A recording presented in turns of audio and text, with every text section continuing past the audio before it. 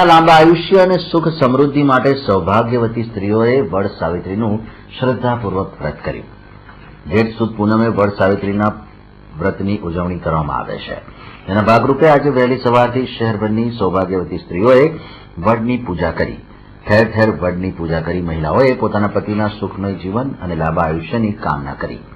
વડ સાવિત્રીના વ્રત અંગે યમરાજ સામે લડનાર સાવિત્રીની પૌરાણિક કથા પ્રચલિત છે।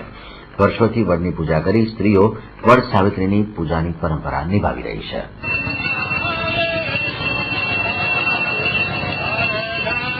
વડ સાવિત્રી પૂજા સૌભાગ્ય માટે કરું છું।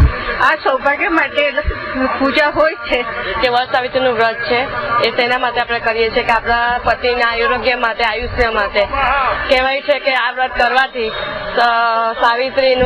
સાવિત્રીના પતિ સત્યવાન એના મૃત્યુ થયું હતું, તે પછી એ પાછળ જઈને એના આયુષ્ય માટે એને પ્રાર્થના કરી હતી અને પાછા એમનો જીવ પાછો આવ્યો હતો।